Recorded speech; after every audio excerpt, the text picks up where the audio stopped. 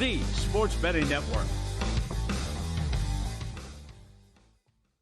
The numbers told the story, they always do. It's one of those idiots who believe in analytics. This is a numbers game with Gill Alexander on VSiN. Good Monday morning to you. It is a numbers game at VSiN, the Sports Betting Network, VSiN.com, Game Plus, iHeartRadio, YouTube TV, and of course, Sirius XM Channel 158. It's Gill Alexander. It's my little buddy Kelley Bydlon, everybody. Losing weight for our eyes. What a glorious Monday morning it is, Kelley. It is. Wes Reynolds will join us to talk Masters and perhaps PGA moving forward. Also, whatever else is on his mind, sports betting-wise. Paul Sporer on Major League Baseball. And Carl Sack with the NBA playoffs. Now we're on the cusp of the play-in games, specifically Tuesday and Wednesday. Also Friday as well, before we head into the real playoffs beginning this weekend. He'll have projected series prices, what he would have had the numbers at, what they are currently in the 3, 6, and 4, 5 series that are already set. Does he have any plays in the play-in games? We'll get into all that. Kelley's thoughts on those as well. I made a couple bets. Already? Yeah. Okay. Bets, yep. All right. We'll get into that. Some NFL draft stuff as well. I don't know if you know this. Special Numbers Game investigation reveals that the NFL draft is 10 days away. 10! Can you believe that? And nobody has any idea where Shedeur Sanders will be drafted. Nobody has any clue. It's a little earlier this year than normal. It's usually like, the 28th, the 29th. I thought the same thing. Yeah, I was thinking the same thing. Creeping up a little. It's in Green Bay in 10 days. Okay. But first, what a weekend it was. The 89th Masters, Rory McIlroy, your winner. Yeah. A birdie on the playoff hole, the 18th hole. Playoff against Justin Rose. I'm sorry to the JVTs of the world who had Justin Rose at 100-1. I know our buddy Brady Cannon, the founder of the Long Shots podcast, had him at 115-1. I did not realize until the last few holes. I didn't realize how many people were on Justin Rose for this tournament. There's a bunch. For us, Kelley, though, it ends up being fantastic. Let's go. Especially you, man, with double downing on Friday and stuff. Yeah, it's easy. It's funny. That's one of those things also that on a Monday morning when people find out you had Rory and then you double down on Friday, it's very easy to sort of be like, oh, yeah, well, Rory, he's great. Of course you did. But Friday morning, I came in here. We talked about this on a numbers game. So I had him plus 750 and plus 725 pre-flop. And then Friday morning, I just remember he was coming off the 72 even par first round, where he just absolutely crapped the bed on 15 and 17. Yep. I believe that's the technical term. And at that point, he was, 6 strokes behind Justin Rose, if I'm not mistaken? Sounds right. Yeah, 6 strokes behind Justin Rose. Although this weekend was a marathon. I don't remember anything that far back, Hill. But I came in here, I'm like, I'm not going to let those two, there's the narrative that this tournament is in his head. He's tried 10 times to win the career slam. He's not done it. There it is, 15 and 17, and I was like, I'm betting him again. 14-1, plus 12.55 were a couple bets, and I also bet him for low round in round 2 at plus 18.50. By the way, I also bet him for low round in round 3 at 16-1. That was a dead heat with Zach Johnson. He won the round 2 low round outright. This ends up being the biggest golf tournament of my life.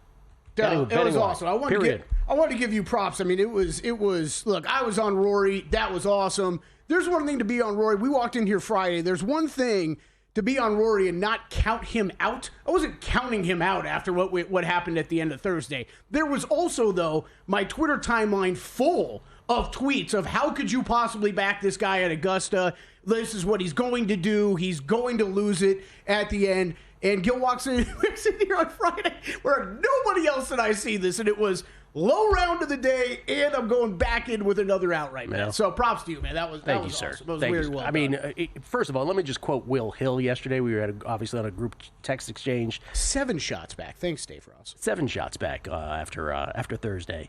And Will said it best. He goes, after yesterday, imagine not liking sports. This was incredible yesterday. What drama. What a final round. Rory ends up, after shooting a 66, 6 under 66, both on Friday and Saturday, he comes into the final round 2 up on Bryson DeChambeau. And he double bogeys. Rory comes right out and he double bogeys the par 4 first after getting in the fairway bunker. And right there, he's tied with Bryson after 1 hole. Then Bryson birdies the par 5 second while Rory has a messy par. DeChambeau's up 1 literally 2 holes in. That's it. Turn of events. So it wasn't feeling that good right at that moment. But then it was the first change in the roller coaster because on the par 4-3, Rory birdies it while Bryson bogeys it. A right to left putt for birdie missed long. Rory's up 1 again. And then on the 4th hole, Bryson bogeys after a tee shot goes wide left. Rory birdies it. Rory's up 3 after 4. So he comes in up 2. He's down a stroke after 2 holes. He's back up 3 after 4. Fast forward to the 9th. Rory's still up 3. The approach on the par 4 9th puts both almost equidistant from the hole. Rory birdies it. Bryson bogeys it. Rory's up 4 on not only Bryson DeChambeau, but also Ludwig Åberg and Justin Rose. And that's when Jim Nantz on the turn says, is it 9 holes to glory for Rory? I thought... the first Nantzism of the day. Yeah, I also thought that one, though, was look, maybe... No, it's not just being a bettor with a ticket, because obviously we saw it played out. I was not counting my money yet, Gill. Are you kidding me with those names that were behind? No one was counting yet. But let's go to the 11th. Rory's still up 4 on Rose, 5 on Bryson. Bryson is kind of... This is where Bryson begs out right here on the 11th. Rory's a few inches away from being wet on the par 4 11th. Remember that one that was trickling towards the water and stopped?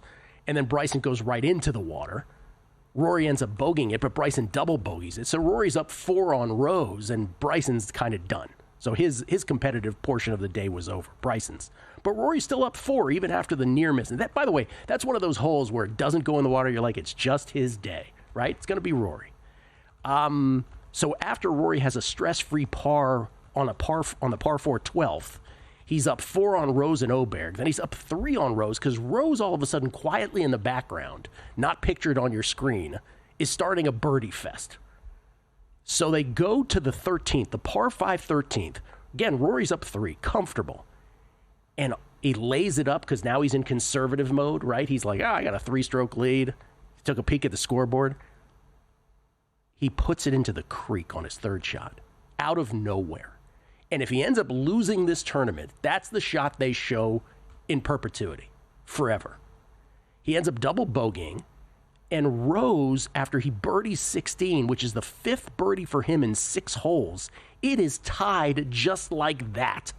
Just like that. Rory's got 5 holes to play. Par 4 14th, Rory bogeys it after going in the straw when his putt stops on the lip. Rose, great chip onto the green on 17, then he goes wide left on a 3-footer. Remember, that's where Rose could have taken the lead, but he missed a little gimme putt. So it was a 3-way tie at this point at 10 under, Rory, Rose, and Åberg. Did you think Ludwig was going to take it at this point? Do you have an inkling that he might do this? Oh, yeah, I wasn't counting him out. So they're tied at 10 under. Rose is through 17, Åberg through 15, Rory through 14, then Åberg ends up parring 16. Actually, let me rephrase. I thought he was a much bigger threat than Justin Rose at that point. So we go to the 15th, the par 5 15th, and this is the beginning of the how many great shots is Rory going to hit, and then how many putts is he going to blow? It's a 3-way tie. Rory's 2nd shot, 7-iron, over the water on the par 5 15th, giving him an eagle opportunity. Remember, he did the same thing with a 6-iron on Saturday. Nantz proclaims shot of a lifetime, which I like when Nantz does actually do stuff off the cuff. And then he misses the eagle opportunity, settles for birdie, but he gets the lead, right? He's up 1 on Rose with 3 to play for him. He's up 2 on Åberg because Åberg bogeyed 17. And then Åberg would go on and make a mess of 18, so that was the end of him. But Rory's up 1. 3 holes to play. Tremendous tee shot on the par 3 16th. But then Rose hits that long birdie putt on 18th out of nowhere to tie it at 11 under. And you're like, oh my God, I thought Rory was going to do this. Rory can't make the birdie putt on 16. He pars. We're tied at 11 under with 2 holes left for Rory. Rose is in the clubhouse. 2-stroke lead over the rest of the field. 17. Rory approach on 17. An even bigger shot of a lifetime with Rory egging the ball on to get over the trap and onto the green. Go, go. Birdies it. Rory's up 1 hole to play. Rory McIlroy's about to get the career grand slam. Incredible shot. 18. He hits the approach into the bunker. You're like, okay. Well, it's not the worst chip. Chips it to about 7 feet from the pin. The putt for the tournament misses left. We're going to a playoff. Ah! Both at 11 under. Oh, my God. I hedged off a bit. I know you didn't. Good on you, but... Nope. 18-10, 18-10, 18-10. That's what you do in a playoff at Augusta. Sudden death, all of them. They go to 18. They both hit great tee shots. Rose, spectacular approach onto the green. Rory, an even better approach to within feet of the pin. Rose's putt just wide right, just pushed it wide. Rory to finish it off. Good. McIlroy wins the Masters. Here's Mike Tirico on the call.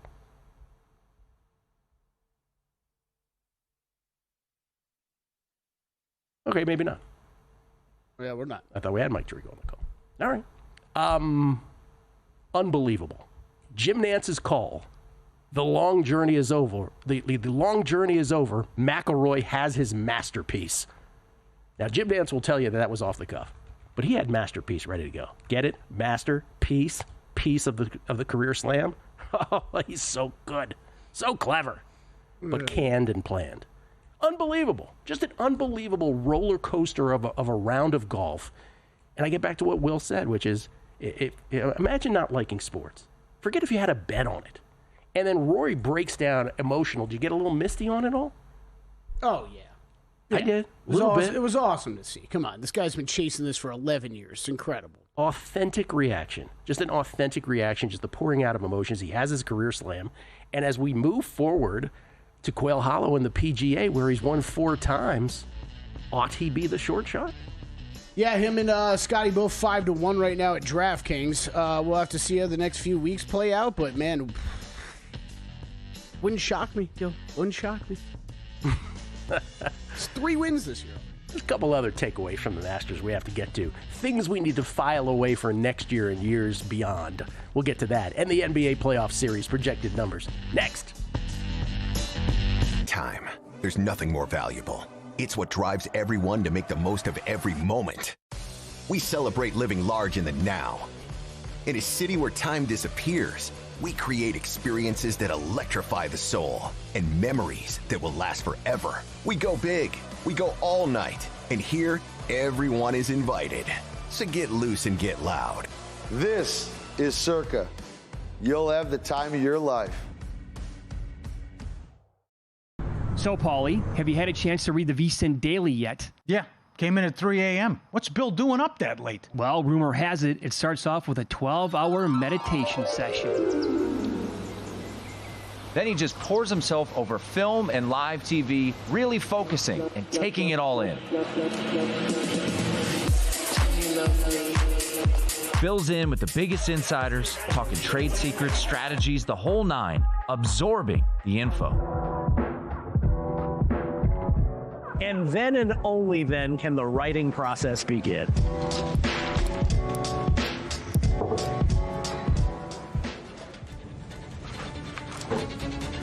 In Las Vegas, Bill's late night becomes your early morning. Wake up to the very latest betting insights in your inbox with the VSiN Daily. Sign up for free at vsin.com/newsletter. From the Masters to the Derby, playoffs to the draft, we have your summer covered with a VSiN Pro subscription for just $59 until August 1st. That means expert picks for every major event, exclusive betting splits from DraftKings and Circa, 24/7 video access on the VSiN Watch app, as well as betting guides for the Kentucky Derby and the NFL. Sign up now at vsin.com/subscribe for just $59 and join us on the Sports Betting Network.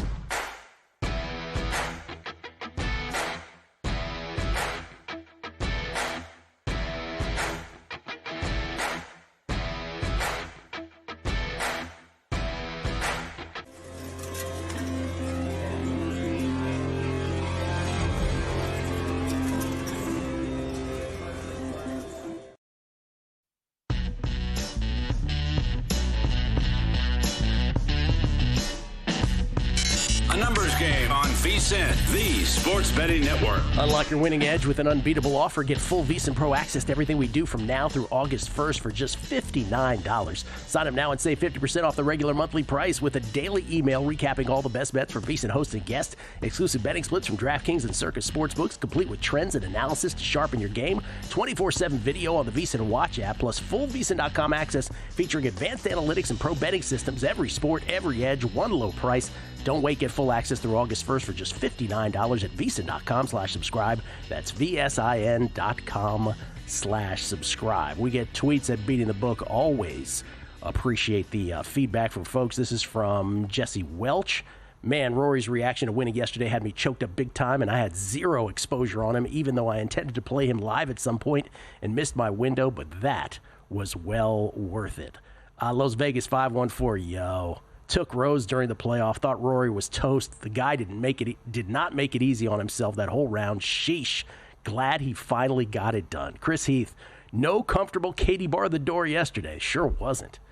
Josie 714, I'm the only Korean you'll ever meet that does not play or watch golf, but my eyes were glued to the TV for the back half of the Masters. This without having any money on it. What drama. Oh, can we kind of stop right there, Gill? This was... I mean, from golf majors of some of the best that it ranks right up there with some of the best I've ever seen. I don't care. I'm going to throw majors, not just Masters. Oh. It was great. I almost was...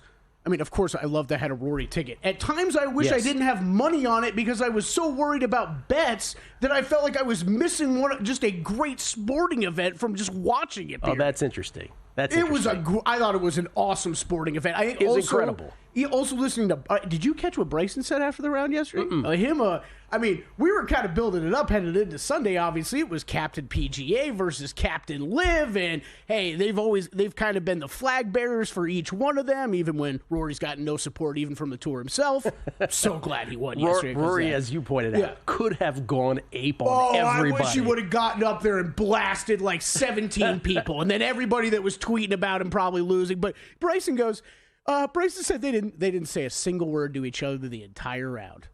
Which, yes, I did catch that. Just to add to the sports of this, the sporting event, that is two gladiators going up there to win a green jacket who didn't speak a word to each other. I also caught one time when Bryson went far left on a tee shot. Did you catch this? And, you are supposed to you're supposed to let the patrons know. But Rory, who was already walking ahead of him because he had already had his tee shot, did a very demonstrative far left sign. Oh, he did? Yeah, I was like, nice. Jared Albert, imagine not liking sports. Tried to tell my friends Rory outright all week. You can lead a horse to water, but you can't make him drink. Keep up the good work. Yes, this is from Jack Larkin at Sport Trade. Check this out. This is the Sport Trade betting exchange, right? This is some other pricing highlights. So this is done by time. 5:23 Eastern, right? Rory, 96.5% chance of winning. This is at some point in the late stages of the final round. By 6:18 Eastern, Rory is a 56% proposition, Rose 42%. So this is after Rose had tied him up. I would imagine this is after Rose's birdie on 18. 6:41 Eastern, Rory's lining up for the winning putt on 18. He's a 94% chance. He bust that out, missed it.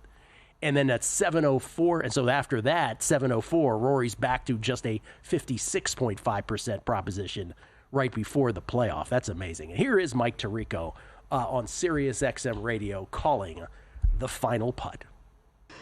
Rory back and through, and he's made it! He's done it! It's a Grand Slam roar at Augusta National. Rory McIlroy on his knees, bent down in emotion, clutching his head. He's won the Masters. He's won all the Grand Slam events. He's the sixth in the history of the game to enter golf's greatest group.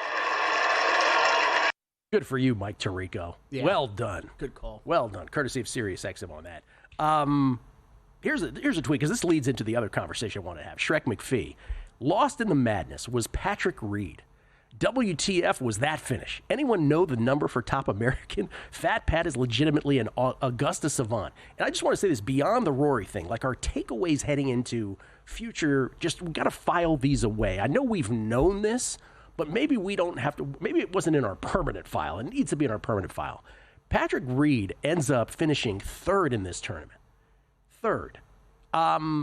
He has, since he won the Masters, I believe 4 top 10s now. Is that true? Yeah, we brought up going into the tournament. I didn't bet it, but this is Pat Mayo, heard it on his podcast, man. The most profitable bet you could make going back to Scheffler's first win, all the way back to that tournament, the most profitable bet you could make at the Masters at top 20 on Patrick Reed. And by the way, remember he eagled 17 on a bounce. Remember 13? He had a very short putt for birdie, and he ends up bogeying that hole. So what could have been even more for Patrick Reed, who finishes third outright by himself. And then the other one is Justin Rose. Yeah. How many first-round leads has he had now in this tournament? Five, Gil. 5. He passed Jack Nicklaus this week. Passed or tied. Whatever. It's 5. It's 5, though, for Justin Rose. By the way, here's the visual representation. This is from Sports Trade, Jack Larkin. This is a visual representation of win probability. I don't have to explain it beyond just the colors here. If you could just throw that up on the screen, guys. Look at that. Just a roller coaster.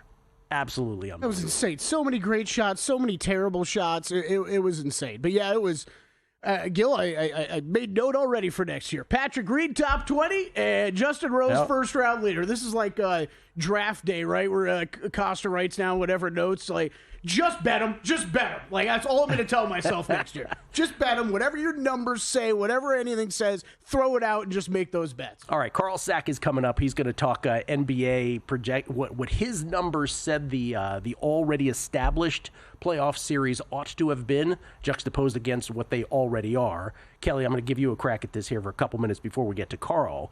What we have, again, for those who are unfamiliar with the format, is we have the 2 play-in nights, Tuesday and Wednesday. So tomorrow night it's the 7-8s, Eastern and Western Conference, the winner of those will be the 7 seed in the respective conferences. Yeah. On Wednesday, it's going to be the 9-10s. The winner of the 9-10 will play the loser of the 7-8 on Friday to determine who will be the 8th seed in the respective conferences. What we already have are the 4-5 and the 3-6s. Those series have established prices. Those will begin on Saturday. The 1s and the 2s will play the eventual 7 and 8s starting on Sunday. So for the established 3-6s and 4-5s, if you will, I'll do them.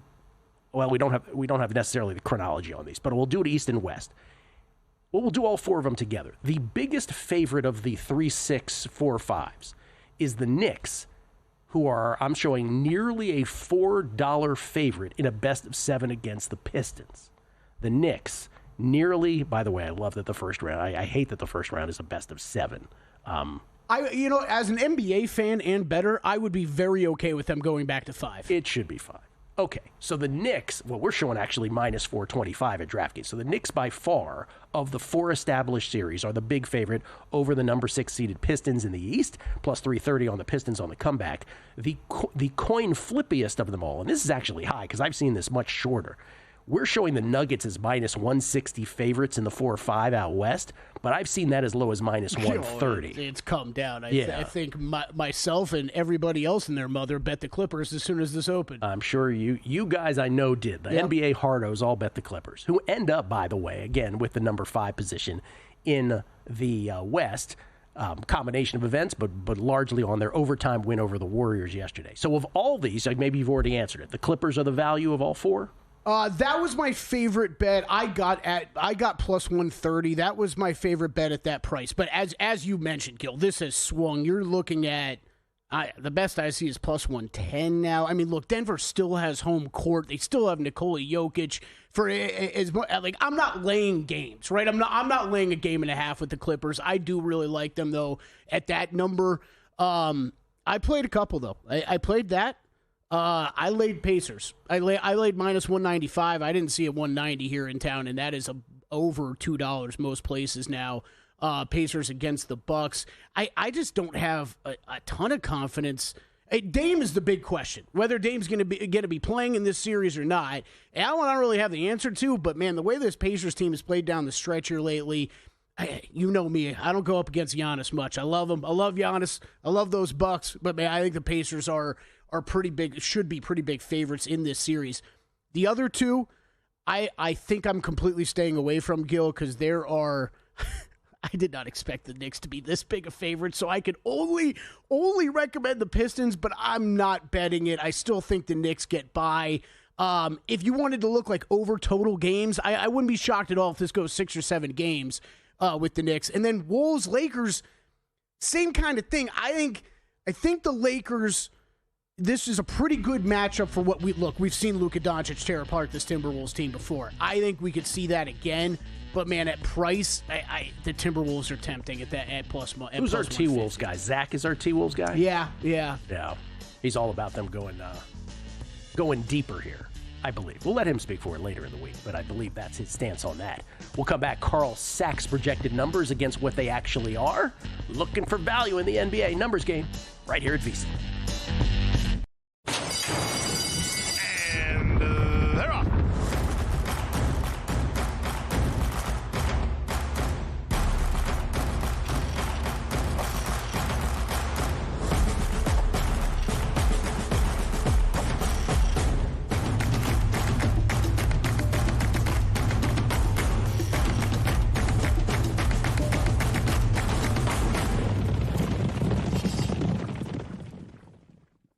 From the Masters to the Derby, playoffs to the draft, we have your summer covered with a VSiN Pro subscription for just $59 until August 1st. That means expert picks for every major event, exclusive betting splits from DraftKings and Circa, 24/7 video access on the VSiN Watch app, as well as betting guides for the Kentucky Derby and the NFL. Sign up now at VSiN.com/subscribe for just $59 and join us on the Sports Betting Network.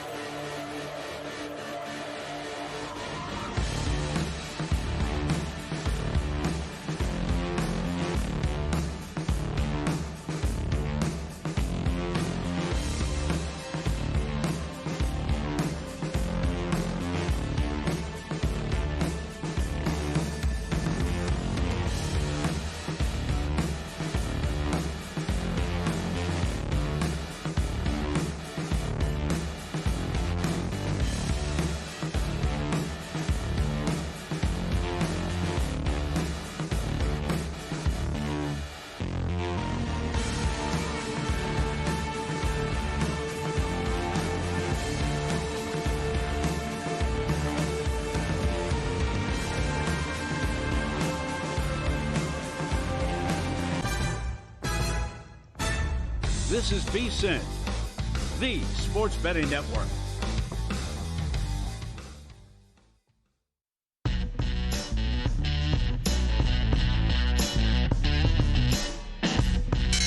Numbers Game on VSiN, the sports betting network. Whether you're at home, on the road, or on the go, now there's more ways than ever to tune in to VSiN. Stream us live on VSiN.com, the VSiN Watch app, YouTube TV, iHeartRadio, Fire TV, Roku, or Sirius XM Channel 158. Look at all those logos. Love it. Here's the thing. You only have to pick one of them. I feel like there's room for a couple more. I think there is. See a little space in the right corner, right. Bottom left? Yeah. We get tweets at Beating the Book. Best listeners in the game. Bobby Geddes. The Oberg triple bogey on the last hole moved me from first to third in my pool. A difference of 44 units. And guess what? I don't care. Yesterday was awesome, and congrats on your guys' great weekend. Bobby, great attitude. Thank you. Primetime, Cowboys_Cubs 1. Yo. Hey, man. I also got on Rory when he drifted to double digits after Thursday. Good for you. I had Rosie pre-flop tickets at 135 to 1 and 150 to 1, so stood to win way more with him winning the playoff, but found myself rooting for Rory. Great roller coaster ride the entire day. What a tease. Right? It was supposed to be Rose hitting that putt on 18. I did not see that coming. I really did not see that coming. I think my exact words were, are you kidding me? Yeah. Doug Wedge, imagine not having a ticket on Rory, but outrights on the three guys right behind him for most of the tournament, Bryson, Ludwig, and Connors. Yep, that would be me. Hashtag pain, he says. Heard a lot of that. We didn't really talk about it. I am shocked that Bryson just kind of disappeared on Sunday. Yeah, I am too. I was expecting a fight out of him and Oberg. As long as Oberg was lingering around, I thought he was going to put up a fight. Those guys had a bunch of opportunities. Before they actually got into it late, they had a bunch of opportunities earlier to get in. Jim Hogren cashed Rory at 7-1 and Rose 65 to 1 first round leader. Good Let's for you. Go. Looking for the monster year from Rory now with the pressure off. That's for sure. Pressure is off. PGA Championship at Quail Hollow and the Open in his backyard are two of his favorite courses. Just bet him at 5-1 and 6-1 and fully expect him to win one. Jason H11, easily a top 5 major I've ever watched. I had a couple of Rory futures and caved in the middle of the round and added a bet on Rose. I handled the pressure worse than Rory. Jack Hannon, I like this one. He says, high fives with fans do not determine a person's character. Rory has more class in his little finger than Bryson in his entire body. It's called class and respect for the game. Congratulations. And then Big Kahuna, great Masters. How about sitting with Oberg tickets? T5. Oh. Oh, man. Yeah, I had some fun losers, too. That's for sure. Morikawa and did you see what Shane Lowry did? Lowry comes into the round, 3 shots off the lead? Goes 9 over par on his last in his last round. Like, phew. I had top 10s on him, top 10s on Morikawa. It could have been a huge week. You won your German standoff between Jaeger and Langer. That was quite a hit on Twitter from our listeners on Friday. I'm sitting in the pool watching the Masters at the end. I'm watching it, and yes, I got that home. I got Jaeger for top German, and then Gill. If you had told me Max Homa was going to shoot 3 under par, 4 under, wherever he finished at, and asked me about how I felt about my Zach Johnson matchup with him, I'd be like, yeah, I have no shot. Obviously, I lost. I had an eye on Max Homa the whole time. Yeah, you win that by 1 stroke. I'll take that one. Well 5-1-1 in tournament matchups. So and then nice. Corey Connors top 20 also. Corey Connors top 20. Well done. Yep. Well done. Let's talk some NBA. Carl Sack joins us now. Killer Sports, KillerCappers.com. You joining us courtesy of the Progressive Guest Line. Once again, one of the great handicappers in any sport there is. I will follow his picks blindly. How you doing, Carl? I'm doing good. How are you guys? Doing very well. Let's start with the play-in before we get to the projected series prices. Anything in the play-in games, the 7-8s tomorrow, where we have 2 big spreads. Warriors favored by 7 over the Grizzlies in the 7-8 out west. The Magic favored by 5 over the Hawks in the 7-8 out east. Yeah, I'm looking forward to the playoffs getting rolling here. This is my favorite time of year. As far as the games go on Tuesday, the only bet that I've made so far is on Golden State. I think that Butler is probably questionable. If you watched yesterday's game, he banged knees with Kawhi at the very end there and was pretty gimpy. But I would expect him to end up playing. That's my guess. Even if he doesn't play, these are 2 teams really headed in opposite directions. Golden State's been playing fantastic since Butler came over, and they've started to get help. They've become healthy. Memphis is just been, they've really tailed off in the second half of the season. That they've not been able to beat winning teams. I think they're like, I want to say 2-13 since the since the trade deadline against teams with winning records. These two teams just played each other a couple of weeks ago in Memphis, and Golden State won that game by 9, I believe it was. And then I think most importantly, I would say, well, maybe not most importantly, but Jalen Wells getting hurt a few games back, breaking his wrist.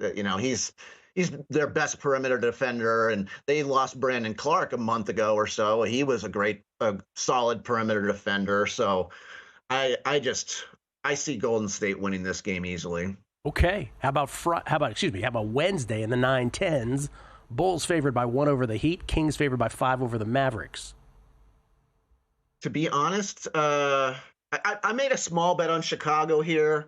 I think Chicago's just been playing really well lately, and Miami hasn't really shown anything that's impressed me.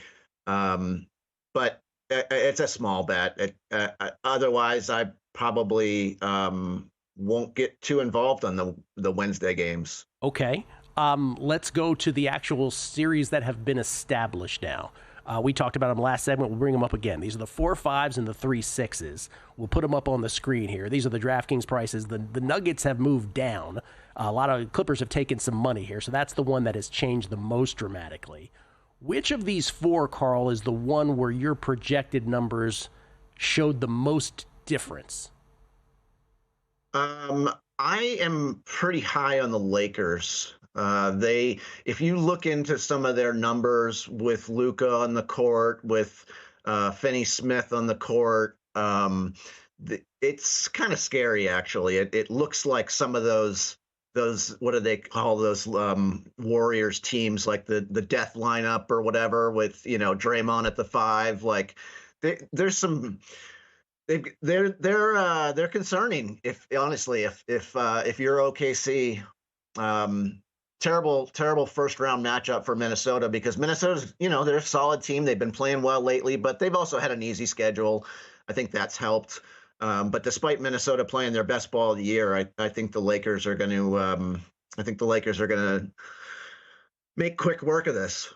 Well, I don't know if you projected this yet, but did you do a potential Golden State-Houston series price? I actually think, you could have made the argument yesterday that Golden State, needed this. This actually could turn out to work out well for Golden State. Yeah. Despite, they would have liked to have had a week off, but if they win tomorrow, which I'm anticipating them doing, then they're still going to get a good 4 or 5 days off. And I think of all the teams that they could play, I think Houston's the team they want to play. Houston just doesn't have the profile of a successful playoff team, in my opinion. They do have some pieces, but I would definitely make them the favorite, despite being less rested and not having home court against Houston. Yeah, we talked about it last week. I think it's you never want to play an extra game, as you point out, but on the other hand, I don't know. It sets up kind of nice, right, to take on a young Houston team, at least on paper. Because if they had won yesterday, then they'd be playing the Lakers, I believe, first round. That's correct. And that would have been wow. Yeah. Okay, to the game ones then. Let's go back to the series that have already been established. To the game ones, the respective game ones in those 4-5 and 3-6s on Saturday. The Knicks are favored by 7, totals 220.5. Pacers favored by 4.5 over the Bucks in game 1.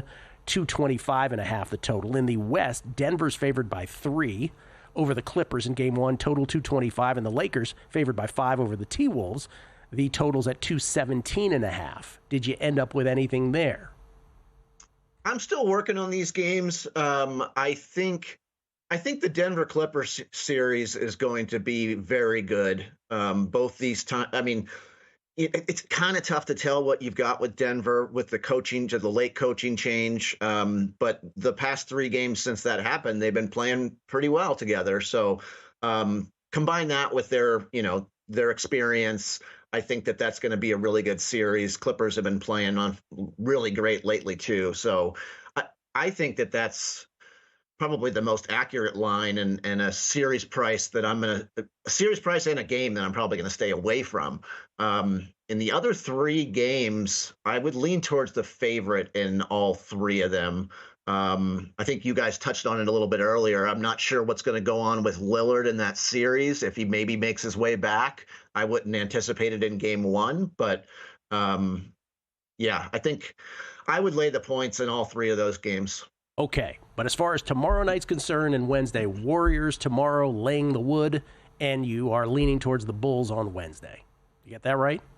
Yeah. Okay. Yeah, I think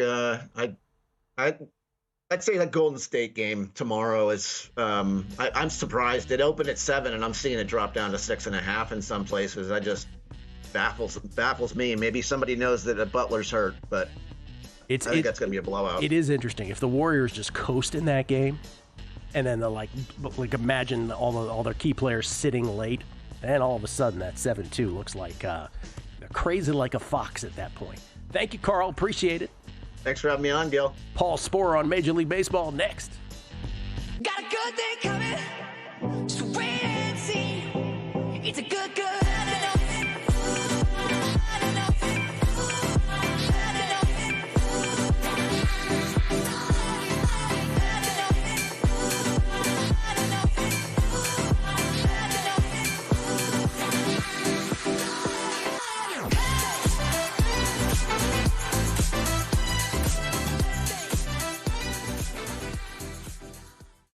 Your sports betting game with VSiN's exclusive betting splits. Stay ahead with real-time market trends and track bet percentages on any matchup, then uncover the edge by comparing them to the amount of bets placed to find out where the sharp money is headed. Upgrade to VSiN Pro to access betting splits, live odds, line moves, power ratings, and in-depth game analysis. Go to vsin.com/pro to join VSiN, the sports betting network.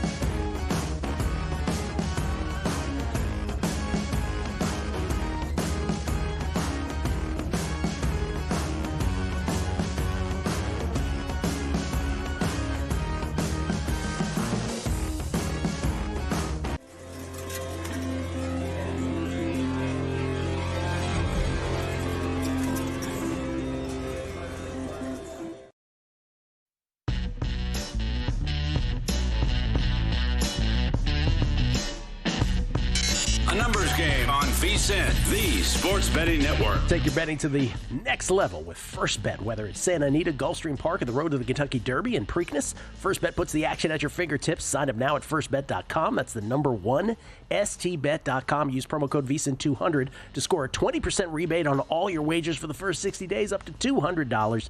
Don't miss out. Bet smarter today at firstbet.com. We get tweets at Beating the Book. Always appreciate the feedback. Kevin Ryan, Grasshopper Gilly, you now know the full meaning of a golf sweat. Oh, trust me, I've bet golf before. I'm quite aware. But that was one of a kind yesterday. That was one of a kind. Brandon, he won and lost the tournament like 16 times over Saturday. It was and Sunday. Amazing. Yeah, that's exactly right. I've never seen so many great shots and so many terrible shots from one golfer in a big-time moment. His approaches at I hope I get this right, 15, 17, and the playoff were the three shots of his life. And then in between, he would mess up the putts. On the other hand, what was it, 13? 13 into the water, worst thing ever. Where he lays up to play safe. Yes. And then into the water with one of the worst shots I've ever seen Rory McIlroy hit. As we described in the opening segment. Like, if he loses the tournament, that's the shot they show forever. Brandon Kyles, underrated moment. Rory sticking with driver on the third after just missing the fairway on 1 and 2. Yes, could have easily conceded and hit 3-wood after Bryson found the fairway with his, but instead bombed the driver and birdied while Bryson bogeyed. Yes, Rory at that point was one back after two holes before that to start the round. He was up 2 holes. Rules for Society. Nick, can you help me out with how the live guys qualify for majors? Fantastic weekend. Thanks. It's a combination of factors, one of which is if they won before there, right, Kelley? Yeah, Master. I mean, if you ever win a Masters, you're invited back forever. And this is where, when the Live PGA Tour kind of separation occurred, the majors all tried to play it down the middle, right? They didn't want to get involved. So yeah, for these guys, it's a number of different ways. You could be top 50 world golf rankings, but remember, Live is not picking up world golf rankings, so more of these guys will fall out of it, and you're going to see less and less as we go on. But yeah, it's past performance and past majors, Masters, that kind of stuff that are getting these guys in. Roger Jones, well done, guys, on your Masters plays. I never could have played Rory. As I said, I wouldn't be sucked in by the experts talking about how well he was playing going in. I thought the pressure was too great and doubling down at better odds. Classic. And Scotty B726, is Scotty not saying a word after putting the green jacket on Rory the way it always goes, or no low amateur either? So what he's referring to is in the Butler cabin. First, they do the Butler cabin thing, which is for the television audience, right? Yeah. Where Nance sits there and he's like, no. Right, my favorite one was when Fred Couples won, and he said to Fred Couples, you who went to the University of Houston, me who broadcasted at the University of Houston, and Couples is like, yeah, whatever, Jim. But so, yeah, in the Butler cabin, there was no low amateur, which is weird. I don't know what that story was. And then Scotty was just like, here you go, man. It's such an awkward item. It's awkward because it's made for TV. The one that they didn't show yesterday, I don't think, which is the real one, is when they do it outside. Yes. So they do it all over again, which is for the patrons there at Augusta. And that went much better. I don't know. I'm kind of over the Butler cabin. Like, it's felt like it should have been retired in 1978 or something. You, a Houston graduate, me, an announcer at Houston. Well, especially yesterday too. It's like I hate forced sportsmanship in sports where we make all these kids shake hands after games after we want them to beat the crap out of each other on a football field or something in high school, right? Like Scotty Scheffler. I got to sit there and give this jacket to this guy. I just played my ass off for 4 days trying to beat him. It's Augusta. You going to do what we tell you to do. Ladies and gentlemen, let's talk some Major League Baseball. Paul Sporer joins us now at Sporer on Twitter, courtesy of the Progressive Guest Line. How you doing, Paulie? I'm doing well. How are you, Gil? I'm good. Do you watch the Masters? Do you bet on the Masters? Do you do any of that? I don't. I used to watch it a lot more. My dad was a big golf fan, so I would kind of keep up with it. I usually have a general idea of what's going on, but I was not dialed in this week. A general idea. Let me ask you a couple of things about it. Let me go to the bottom of baseball. Let's start with the Rockies. The Rockies not only get swept by the Padres, they don't score a run. This is the first time since 2017 a team has failed to score a run in a series. They're 3-12 are the Rockies. It matches their worst start over 15 games in franchise history. They have a minus 44 run differential, which, if you projected it out, would be the worst run differential in the history of baseball. They've scored, let me just say this. They've scored 40 runs, and 19 of them have come in 2 games. I could go on, you understand. Worst whiff rate, the fewest batted balls. I guess my question is this: Have we determined in the off-season debate of who will be the worst team, White Sox, Marlins, or Rockies? Have we landed on the worst team here? Yeah, I think we have. The Marlins are actually playing some inspired ball. They had the walk-off wins against Pittsburgh. They're a game over 500. I still don't, I don't think that they're any good or anything. And I've maintained that I think the White Sox will be regular bad this year, which is to say like a low 60s win team at the most. They'll get better as the season goes. I think the White Sox will because of the prospects that they should be able to add. The Rockies, I mean, there's a reason that my colleague, and I believe your colleague, I believe he has a VSiN show, Jeff Erickson, calls them the paste eaters. And I picked that up from him, and I've always used it because it's so accurate. They don't know what the heck they're doing. You got 29 teams, and you got someone in the corner eating paste, and that's the Rockies. It is top down, man. They don't do anything right. They got a great stadium. They have some nice, loyal fans, and I feel bad for those fans. And that stadium, like I said, that place rules. Coors is awesome. Got to watch a couple games there a few years ago. Great place to watch ball. They suck. I mean, I cannot think of anything positive to go for with them. Even with the Marlins, I can at least come up with some positive things. They got a Max Meyer coming. They got Sandy, at least for now, but they'll get trade capital for him. What can you say positively about the Rockies? Chase Dolander's coming up. I guess that's the one thing, he and Veen. But why didn't Veen break camp? Now, would that have made them score a run this weekend? Probably not. But it's indicative of the constant failure of that organization. At every turn, they seem to make the wrong move. And again, that starts at the top and with ownership, not just with GM regime. And until that team is sold, I think the Rockies are going to continue to kind of face that uphill battle. Is an understatement. What's way worse than an uphill battle? It's Sisyphus pushing up like 5 rocks up the hill. It sucks to be a Rockies fan, I'm sure. Excellent Greek mythology reference, also coupled with eating paste in the corner. Well done. Right. Let me talk about a team. Okay, so I do these monthlies, right? I just started doing them last year. We won in June, a 25-1 and a 17-1 on the Astros. We came out away from hitting a 65-1. This is the 7th go at it we've had. So we had the 6 months last year. So this is March, April, and I had the Twins. This is the worst of all my 7 tries at this, right? The Twins are 5-11. 5-11, not too good, in the words of Steve Spurrier, famously. They have a minus 13 run differential. Maybe they shouldn't be as bad as 5-11, but what's wrong with them? How have they sucked so bad early?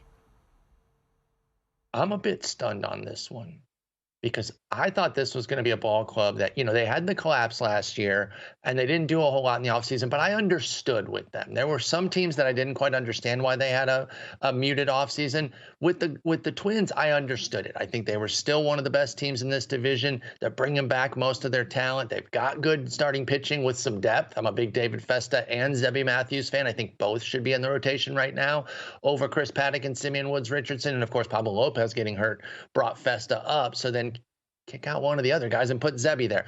But the offense has been anemic, and that's been a bit of a surprise to me, too, is that they're just not hitting. They're just not playing well, and I don't know if there's some sort of malaise that has carried over from last year. It's really hard to say that. You had a whole offseason, winter and spring. I don't know why that would be the case.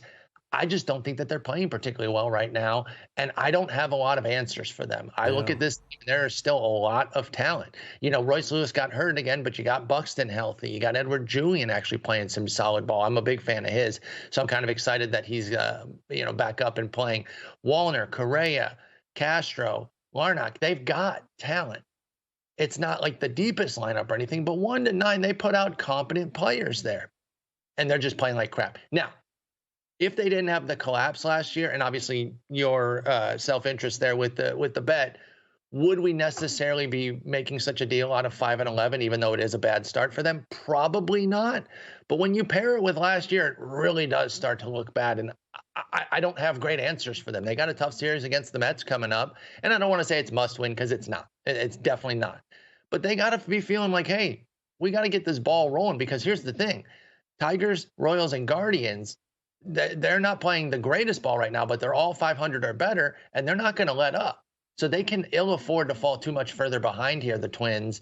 And I think we might see some drastic moves soon if they don't turn this around relatively quickly here in the next, 3-4 series. Padres right now with 13 wins, 2-game lead in terms of the win column for March-April bettors. Padres were 28-1 pre-flop, 28-1 to win March-April. So congratulations, at least right now. Still a long way to go. 16 more days of baseball, 17 more before that is settled. Paul, thank you as always. Appreciate it. Thanks, Gill. Take care. Paul Sporer at Sporer. We'll come back. Wes Reynolds, his thoughts on the Masters and the majors moving forward. And we're out. Okay, give me 1 sec. I need to load funds into my gaming apps. Stormy,